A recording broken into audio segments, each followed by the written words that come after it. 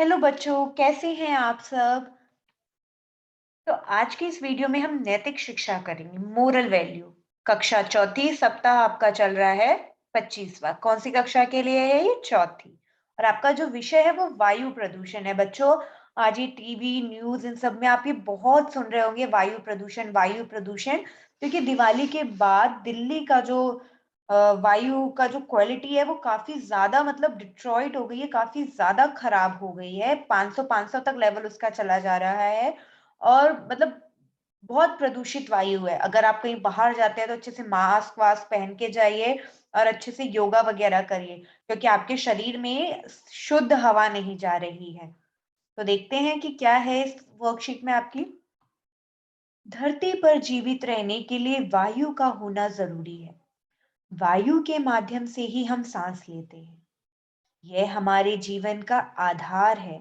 पर जरा सोचिए, क्या होगा अगर हवा में कई तरह की जहरीले गैसें और धूल के कण मिल जाएं?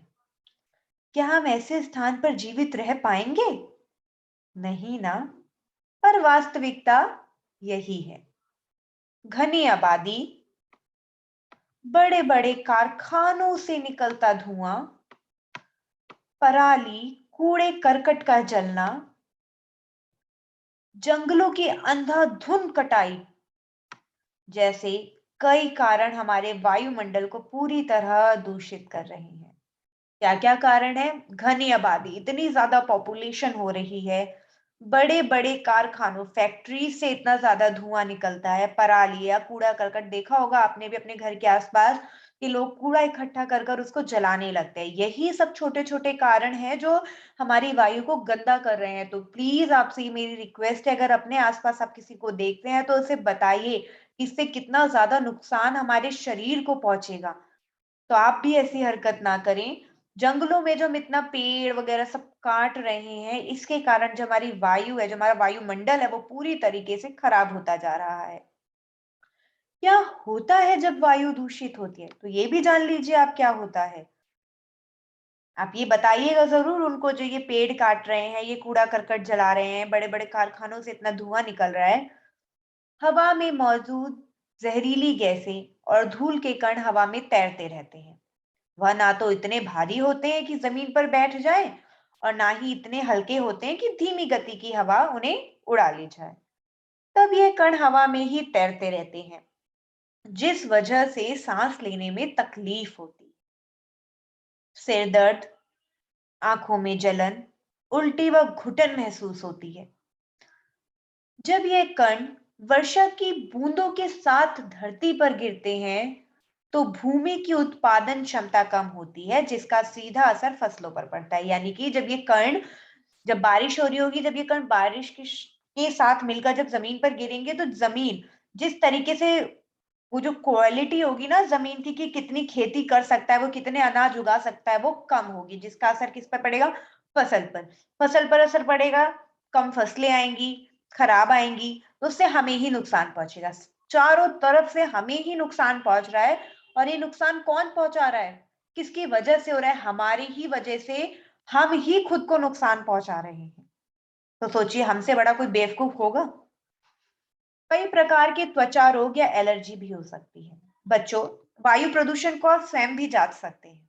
चलिए देखते हैं इसके लिए क्या करेंगे। एक सफेद पेपर प्लेट या फिर सफेद मोटा चार्ट पेपर लें आप।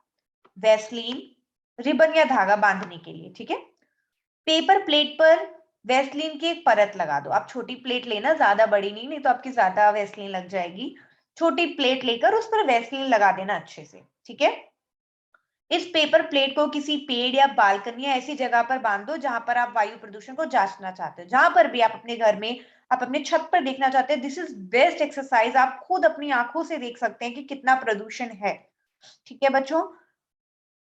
तो अपनी बालकनी में बांधे या फिर आप अपने छत पर बांधे, जहां पर भी आप देखना चाहते हैं कितना प्रदूषण है। उसके बाद 24 घंटे के बाद आप प्लेट पर धूल के कणों को चिपका देख सकते हैं।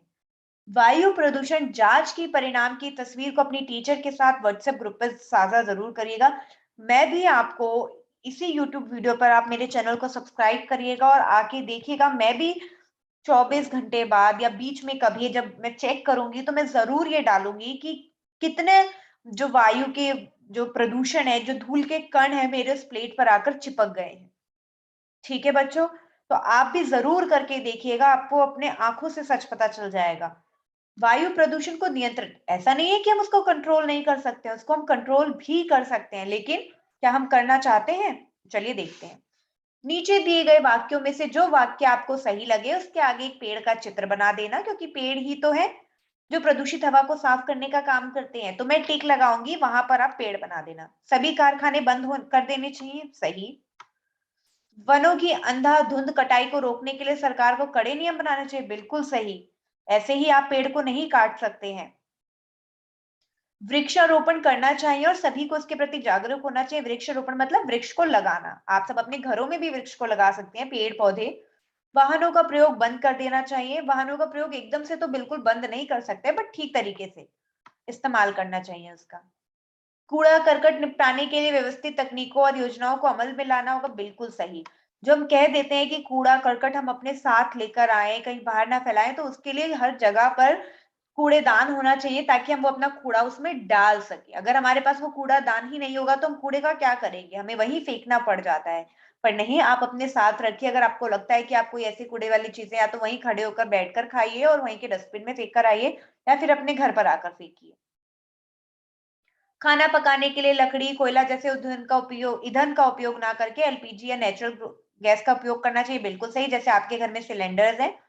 संचार के साधनों में भी इलेक्ट्रिक, सीएनजी और बैटरी चलित वाहनों का उपयोग करें, बिल्कुल सही। इसके आगे भी आप पेड़ बनाएं।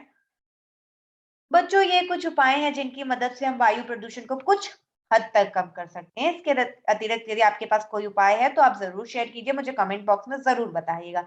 ठीक है बच्चों, ये एक्टिविटी जरूर करिएगा। आप वायु प्रदूषण को अपने घर के पास जरूर चेक करिएगा, क्योंकि अगर आपके घर में छोटे हैं, बड़े हैं, उससे उनको काफी तकलीफ हो जाएगी। जैसे छोटे बच्चे, उनको सांस लेने में तकलीफ होने लगेगी। वो बोल तो पाएंगे नहीं, पर उनको तकलीफ होगी। जो बड़े हैं उनको भी तकलीफ होगी। जो ऑलरेडी अस्थमा के पेशेंट हैं, जिनकी सांस फूलती है, उनको और तकलीफ बढ़ने लगेगी। तो इसके लिए आप योगा करें, ठीक है, और अपने घर में पेड़ पौधे लगाएं। आज की वीडियो में बच्चे इतना ही। अगर ये वीडियो अच्छी लगी हो तो प्लीज मेरे चैनल को सब्सक्राइब करना और इस वीडियो को लाइक और कमेंट में मुझे जरूर बताना कि आपको ये वीडियो कैसी लगी। और हाँ, ये एक्सपेरिमेंट करने के बाद भी कमेंट बॉक्स में जरूर लिखना कि कितने कितने कण थे जो आपके प्लेट में ऐसे आकर चिपक गए।